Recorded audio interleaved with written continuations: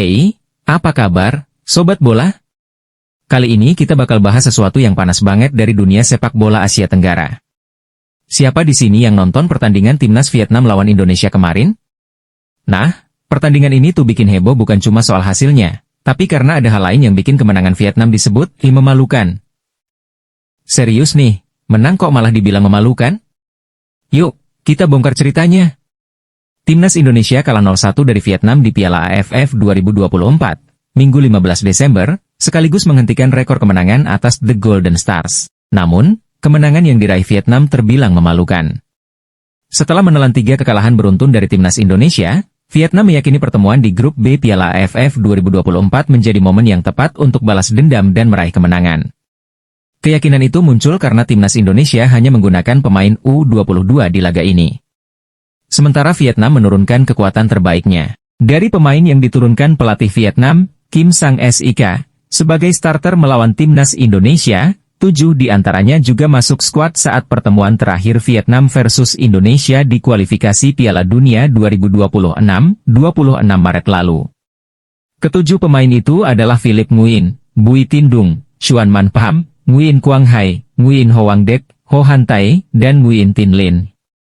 Dari seluruh pemain yang dimainkan Kim Sang-sik, termasuk pemain cadangan, ada 10 pemain timnas Vietnam berstatus senior, termasuk Nguyen Van Toan dan Huat Van Hang. Sebaliknya, timnas Indonesia hanya memiliki 2 pemain langganan tim senior yang menjadi starter, Asnawi Mangkualam dan Hoki Caraka. Itu pun Hoki jarang dimainkan oleh Shin Tae-yong. Meski menghadapi timnas Indonesia yang diperkuat pemain U22, Vietnam dibuat frustrasi.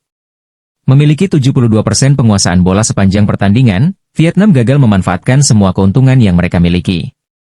Vietnam unggul kualitas pemain, pengalaman, dan unggul waktu istirahat, tapi tim asuhan Kim Sang-sik hanya mampu mencetak 1 gol lewat Nguyen Quang Hai pada menit ke-77. Bahkan ada momen di mana Indonesia nyaris unggul lebih dulu melalui Victor Dethan di pertengahan babak kedua. Pada akhirnya, timnas Vietnam berhasil mematahkan rekor buruk melawan Indonesia. Namun, kemenangan tipis 1-0 terbilang cukup memalukan. Hal itu terjadi karena perjuangan luar biasa para pemain muda timnas Indonesia. Tapi, tunggu dulu. Sebelum kita kebanyakan nyalahin Vietnam, gimana sama permainan timnas kita sendiri?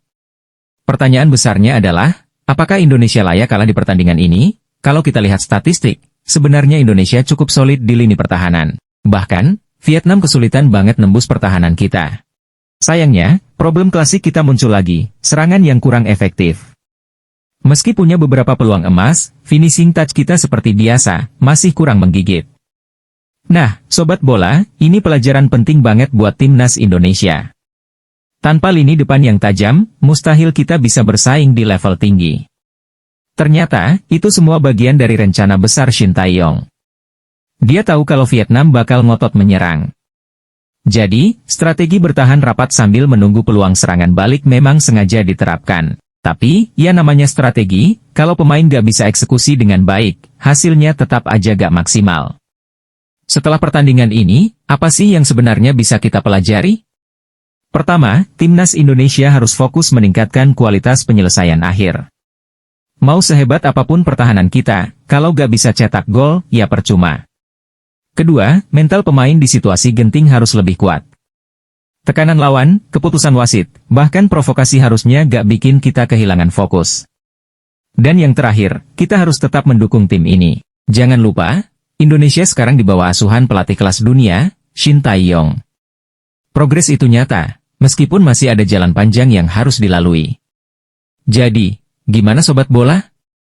Setuju atau punya pendapat lain soal pertandingan ini? Tulis komentar kalian di bawah, ya. Jangan lupa like dan subscribe buat konten seru lainnya seputar sepak bola Asia Tenggara. Kita ketemu lagi di video berikutnya. Salam olahraga!